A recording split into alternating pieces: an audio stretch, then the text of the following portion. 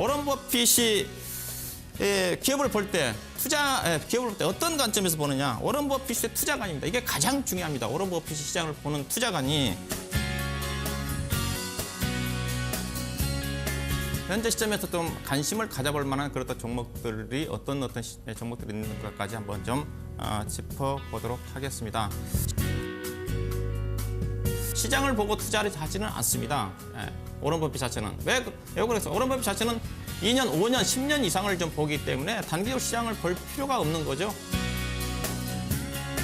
워런 버핏은 기본적으로 기업 분석가입니다. 하기 어려운 시장 분석에 집중하기보다는 그보다 범위를 좁히면 확률이 높아진다는 거죠. 시장 분석을 틀리고 산업 분석을 틀린다 하더라도 기업 분석만 잘하면 수익을 낼 수가 있다는 거죠. 워런 버핏이 그럼 ROE를 얼마짜리 사느냐? 최소한 12% 이상, 15% 이상 ROE가 되는 기업을 선호를 한다. 워런 버핏은 기업을 산다는 겁니다. 즉 단순한 시세 차익이 아니라 그 기업을 통째로 인수해가지고 내가 CEO가 되겠다. 워런 버핏 시각에서 왜 우리 증시가 못 간지, 투자 매력도가 좀 어느 정도가 좀 되는지 그 부분도 한번 좀 짚어 드리려고 좀 합니다.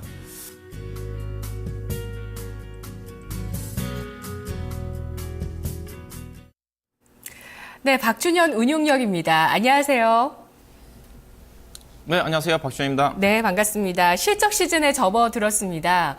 그런데 이 실적을 추정하는, 시장의 선도에 서서 실적을 추정하는 애널리스트의 추정치가 신뢰하지 못하겠다라는 그 언론의 문매에 좀 상당히 많죠. 요즘 들어서도 또 많고요. 또 심지어 워런 버핏도 애널리스트들의 기업 분석 보고서를 안 보고 그 재무제표, 사업 보고서를 보고 투자를 한다 이런 얘기를 했다더라고요. 실제로 운용량님께서는 제도권에서 주식 운용도 하시고 애널리스트 활동도 하셨다고 하는데 생각이 어떠신가요? 네, 그렇습니다. 요즘 이제 실적 시즌이니까 실적에 대한 관심이 많습니다. 시장에 컨센서스가 나와 있지만은 과거에 워낙 그 변동성이 컸기 때문에, 왜냐하면 우리나라 애널리스트들이 2010년도 이후에 거의 현재 6년 동안 추정 실적 자체, 연간 전체 상장 기업들의 이익 추정 실적 내지는 뭐 적게 좁혀서 기업들에 대한 추정 실적 자체가 거의 안 맞았거든요. 특히 이번 4분기 실적 시즌을 앞두고는 더 불안감이 큽니다. 상당히 실적에 대한 변동성이 크죠. 단적으로 작년 12월 말 기준으로 해가지고 올 4분기 때 국내 상장 기업들의 이익을 약 20조 8천억 정도를 예상을 했는데, 현재 일부에서는 거의 반 정도인 11조 원 정도까지 잘못하면 나올 수가 있다. 그만큼 변동성이 크다는 겁니다. 그래서 실적 발표를 앞두고 상당히 이제 불안해하는 것 같습니다. 그럴 수밖에 없는 게, 과거에 그랬던 움직임들이, 특히 4분기 같은 경우 특히 실적 추정 실적 차이가 워낙 괴리가 컸거든요. 그래서 현재 실적 시즌 발표를 앞두고 주가가 상당히 실적에 우려감이 있는 종목들 중심으로 해서 약세를 좀 보이고 있다고 좀 봐야 될 것 같고요. 개인적으로 저도 애널리스트, 저도 그 제도권에서 그런 활동을 했지만은 잘 믿지 않는 쪽입니다. 왜냐하면 기본적으로 저도 제가 이제 주식운영팀이라도 같이 있으면서 기업 분석팀에 자주 내려가거든요. 근데 그들 업종 담당자들한테 어떤 주식들 좋은 종목 있냐 물어보게 되면 이미 그 시점에서 보고서를 쓰고 있는 중인데도 주가가 이미 발표가 되지 않았음에도 불구하고 주가가 좋은 종목이라고 딱 올라와서 보면 20% 30% 올라간 종목들이 많습니다. 이미 그것도 좋은 종목들은 미리 사전에 그 당시에는 지금은 사전 공표 제도가 강화가 좀 되면서 좀 줄어들었지만은 많이 노출돼 가지고 이미 개인 투자가들한테 정보가 노출된 시점에서는 주가가 많이 올라간 경우가 많았던 것 같습니다. 그럴 수밖에 없는 게, 애널리스트라는 것 자체가 일반 개인 투자자를 위해서 보고서를 내지는 않거든요. 애널리스트들은 자기들의 어떤 능력을 평가하는 지표, 즉 걔들이 연봉제인데 능력을 평가하는 들은 그들을 평가하는 자체는 투신사들을 중심으로 한 펀드 매니저들입니다. 회사에서 월급을 주겠지만은 그들의 애널리스트들의 업종 담당자들의 능력을 평가하는 데는 외에 펀드 매니저라는 관점에서 가장 좋은 종목이 먼저 나온다 한다면 그들을 평가를 잘해줄 수 있는 투신사라든가 그런 분들한테 먼저 정보가 제공이 된다는 거죠. 즉, 여러분들은 개인 투자자한테 갈 때는 한참 동안 늦은 정보라는 것을 좀 염두에 두셔야 될 것 같고요. 그래서 워런 버핏도 그렇던 부분들을 많이 지적을 합니다. 애널리스트 주가가 많이 올라갈 때는 여기저기서 추천 보고서가 남발을 하지만은 주가가 빠지고, 또 안 좋을 때는 반대로 부정적인 얘기가 팽배하다는 거죠. 오히려 부정적인 얘기가 팽배할 때 오른 버핏은 그들 종목의 사업 보고서를 통해서 좋은 종목을 개발하는 그런 어떤 기회로 삼고 있다는 그런 어떤 내용인 것 같습니다. 하여튼 실적 발표를 앞두고 실적에 대한 중요성이 좀 많이 부각이 되고 있는데, 그래서 오런 버핏이 제일 강조하고 있는 부분 자체가 제가 기업 분석이라고 그랬죠. 그래서 오늘 제가 얘기할 내용들도 뭐 그런 어떤 내용입니다. 현명한 투자자란 어떠한 관점에서 이런 부분들을 여러분들이 접근을 하고 종목을 접근해야 되는지 그런 어떤 내용들을 가지고 하도록 하겠습니다. 자, 먼저 첫 번째입니다. 그 현명한 투자가란, 현명한 투자가란.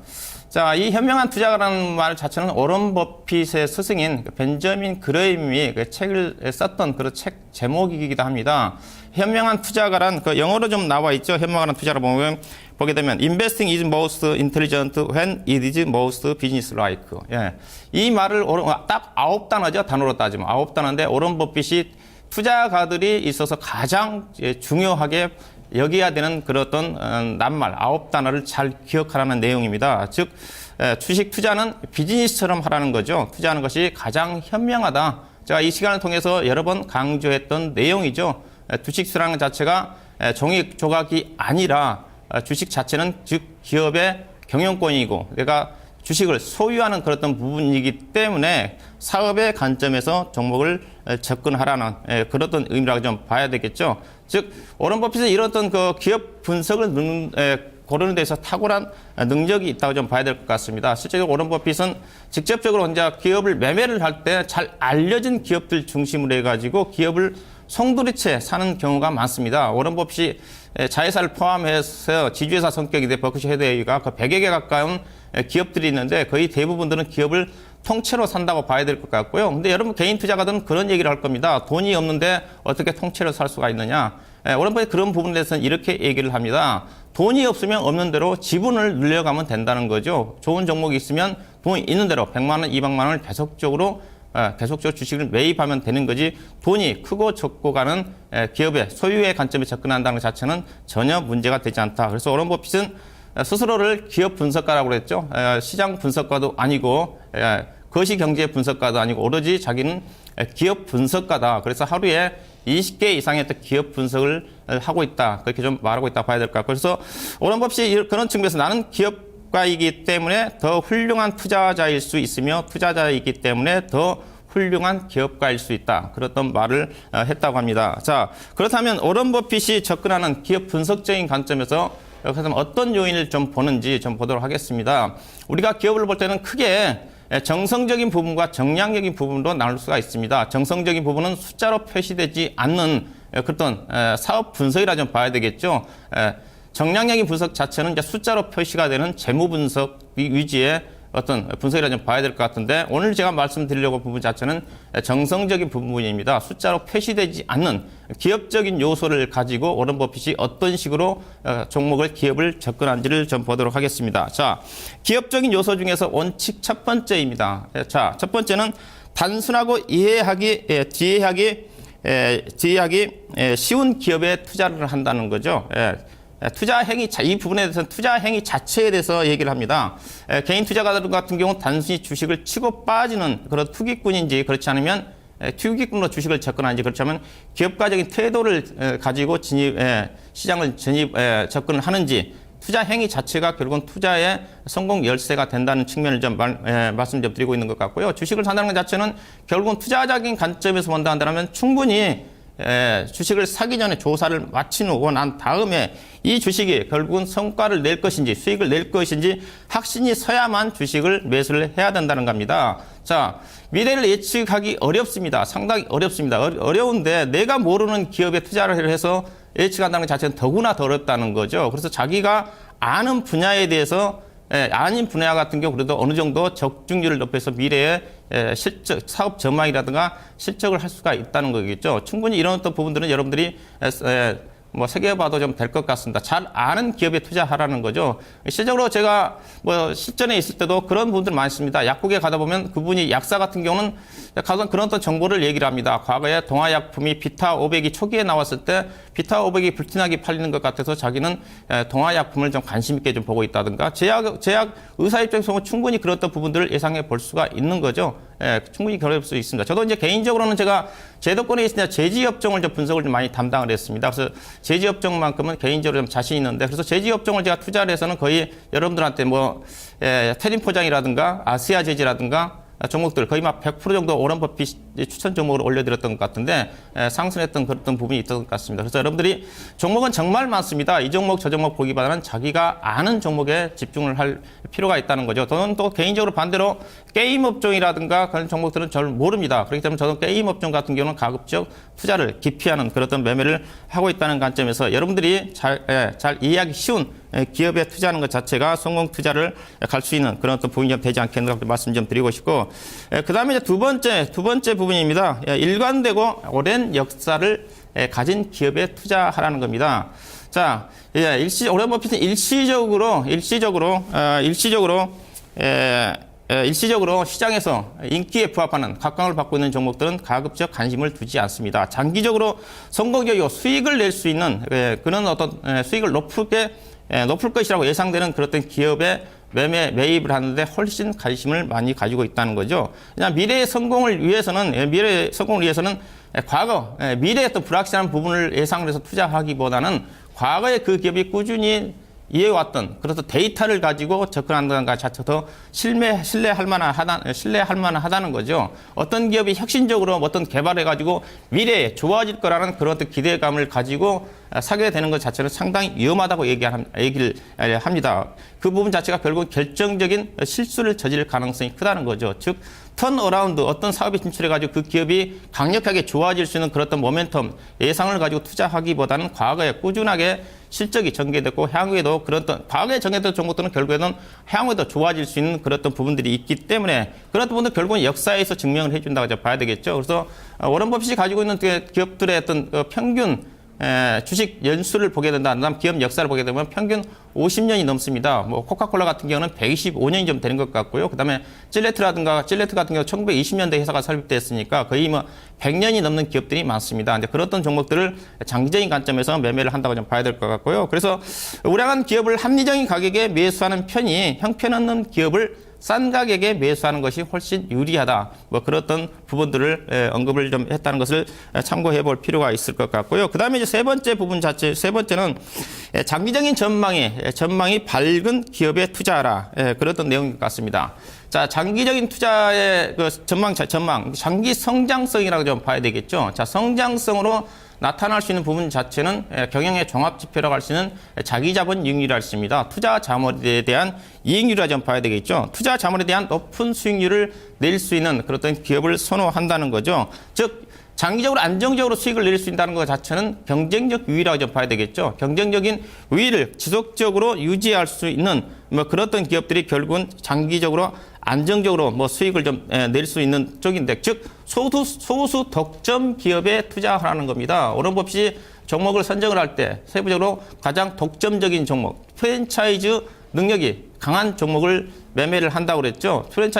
독점적인 종목들은 경기가 안 좋아도 일시적으로 약간의 수익력은 떨어질 수가 있겠지만은 결국은 꾸준하게 실적을 좀 낼 수가 있는 거고, 만약에 경기가 좋아진다고 한다면 더 빠르게 실적을 좋아질 수 있는 그런 부분이기 때문에 독점적인 기업을 상당히 좋아합니다. 독점에 대한 정의는 제품에 대한 필요성과 또 수요가 있고 또 대체 상품이 존재하지 않고 그다음에 정부의 또 규제를 받지 않는 그런 어떤 기업이라고 좀 봐야 되겠죠. 시장 점유율 최소한 50% 정도 넘어간 그런 종목들이라 좀 봐야 될 것 같습니다. 대표적으로 오런 버핏이 그런 종목들은 대부분 다 그런 어떤 종목들입니다. 코카콜라를 중심으로 해가지고 국내에서도 과거에 이제 투자했던 종목들도 이제 그런 어떤 종목이고요. 국내에서 이제 독점적인 기업이라 한다면 뭐 커피 믹스를 만드는 뭐 동서 같은 경우가 시장 점유율 뭐 70% 정도가 좀 되는 거니까 오런 버핏이 선호하는 독점형 종목이라고 봐야 되겠죠. 그다음에 동원산업, 참치산업, 그다음에 정수기 시장에 독점적 지배권을 형성하고 있는 뭐 코웨이라든가 그런 것들이 국내 기업에서 독점적인 기업들이고 그런 기업들은 꾸준하게 시장과 무관하게 현재도 보면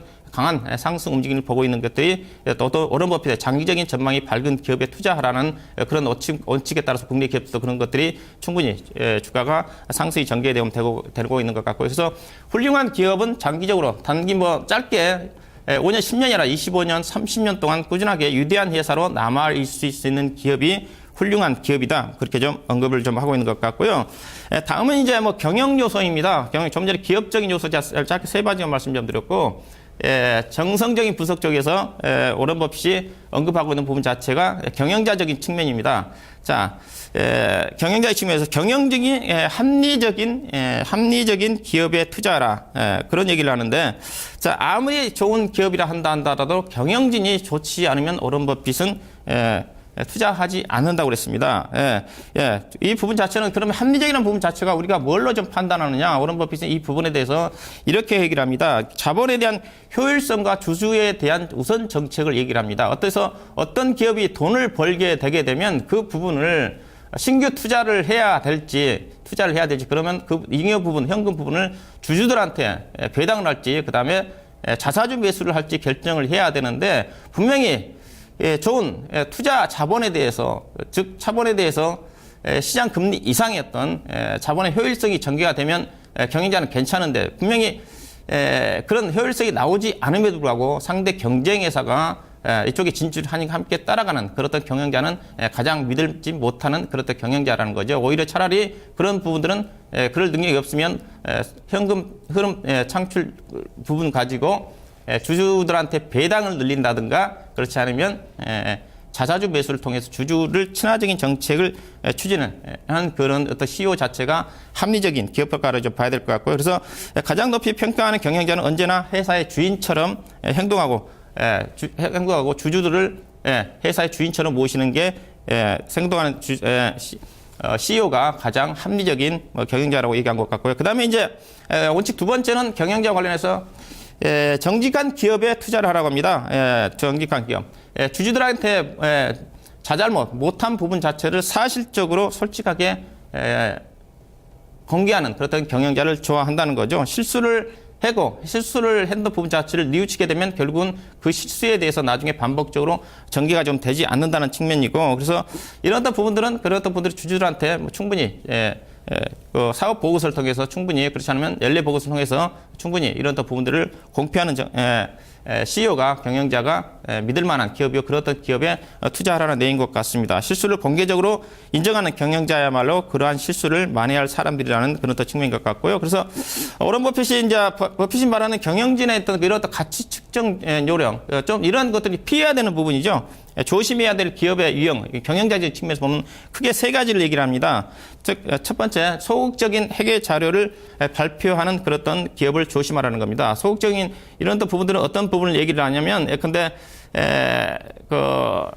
스톡옵션 같은 거를 비용을 처리를 하지 않는 그런 CEO가 많다는 겁니다. 스톡옵션을 비용을 처리하지 않는 기업들 같은 경우는 결국은 회계 자료를 조심스럽게, 부정적으로 발표하는 기업들이 많기 때문에 이런 기업도 조심하는 쪽이고요. 그 다음에 사업보고서상에 일반 투자가들이 이해하기 어려울 정도의 어떤 난해한 주석을 달아놓은 기업들은 조심하라는 거죠. 여러분들이 이해하기 어려워서가 아니라 그 CEO가 그렇게 표현한 것 자체는 부실을 숨길 수 있다는 어떤 교묘한 어떤 수법이기 때문에 그런 기업들을 조심하라는 것 같고요. 그 다음에 이제 수익성이라든가 성장성 전망에 대해서 지나치게 떠벌리는 기업들은 조심을 좀 하라는 것 같습니다. 미래는 예측할 수가 어려운데 미래 일을 잘 안다고 확실하게 주장하는 그런 최고 경영자는 신뢰할 만한 가치가 없다는 내용인 것 같아요. 충분히 이런 것들은 우리가 이런 세 가지 내용 자체는 우리가 충분히 시장에서도 우리가 예상해 볼 수 있는, 우리가 검증해 볼 수 있는 기사를 통해서도 예상해 볼 수 있는 그런 내용들인 것 같습니다. 다음은 그렇다면 오늘 말씀 부분은 여러 가지 조금 어려울 수가 있을 것 같습니다. 그래서 여러분들이 워런 버핏이 제가 지난 시간에 말씀드렸듯이 어떻게 보면 가장 올가의 대가들 중에서 따라하기 개인 투자가들이 가장 편안한 올가의 대가입니다. 그래서 모르면 이런 맥이 있거든요. 모르면 워런 버핏이 좋아하는 업종과 종목에 투자하라. 그런 얘기를 많이 들어보셨죠. 그래서 조금 전에 제가 기업 요소, 경영 요소를 좀 말씀 좀 드렸는데 워런 버핏이 2000년도 이후에 미국 시장에서 매매했던 인수를 했던 그랬던 업종이라든가 종목들을 가지고 우리 한국 시장에 한번 대입해 보도록 하겠습니다. 자, 첫 번째 종목입니다. 에이지스 리얼리티라는 회사가 있습니다. 그리고 HRBT, 그다음에 프로퍼티스 트러스트라는 회사가 있는데 얘들 회사는 부동산 신탁 회사입니다. 자, 우리나라의 유사 기업은 한국토지신탁이 있습니다.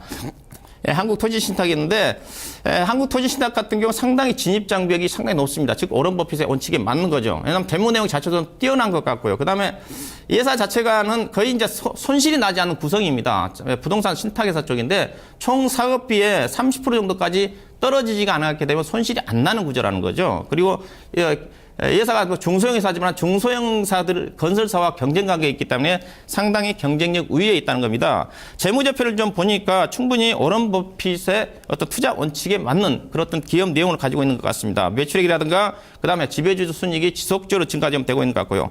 부채 비율도 계속적으로 떨어지고 있는 종목인 것 같습니다. 이 주식이 주가가 많이 떴어요. 그러니까 결국은 워런 버핏이 이런 업종을 잘 선정했다는 거죠. 800원대에서 지금 3,000원 얼마까지 떴었으니까. 근데 이런 종목들은 꾸준하게. 근데 이런 종목들은 결국은 이제 주가가 합리적인 수준에 도달해야지 매매를 한다고 좀 봐야 되겠죠. 이들 종목들은 나중에 주가 조정을 받을 때 관심을 가져볼 만한 부분인 것 같고요. 그 다음에 두 번째 종목은 신용 정보와 관련된 종목입니다. 돈 앤드 브래드 스트레이트라는 회사인데 2000년도에 워런 버핏이 인수한 회사입니다. 국내로 따지면 나이스라든가 나이스 평가 정보가 있겠죠. 뭐 최근에 이제 핀테크 산업 육성과 관련해가지고 이들 기업들 신용 정보라든가 기업에 대한 신용 정보를 제공하는 기업들에 대한 관심이 좀 커지고 있는데 이 기업도 보니까 지속적으로 워런 버핏에 해당되는 실적이 증가되는 그런 또 종목인 것 같고요. 그 다음에 세 번째는 리지 클레본이라는 회사가 있습니다. 이 회사는 의류회사입니다. 여성 의류면 액세서리 만드는 회사인데 국내로 따지면 한선 기업 정도가 제가 보기에는 투자가 됐다는 것 같습니다.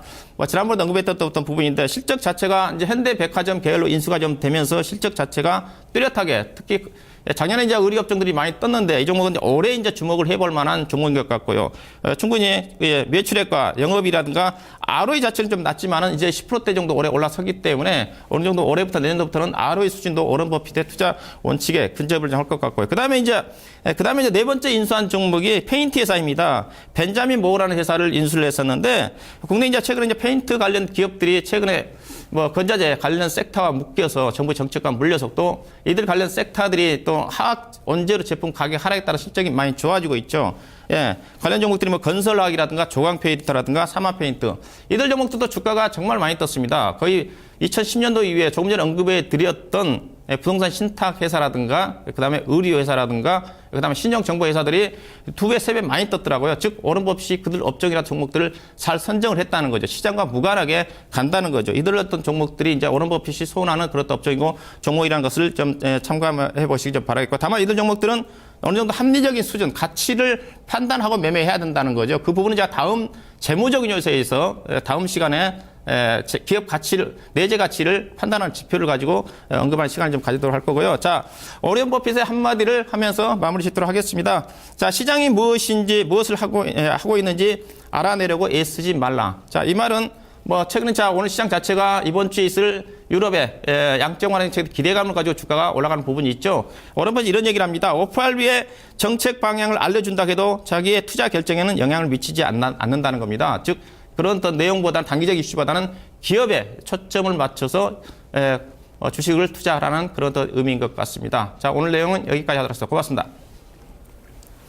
네, 기업 가치가 제 가치를 받을 때까지 저평가된 기업을 사서 느긋하게 기다리는 것이 워런 버핏의 투자 전략이었습니다. 내일 뵙겠습니다. 고맙습니다.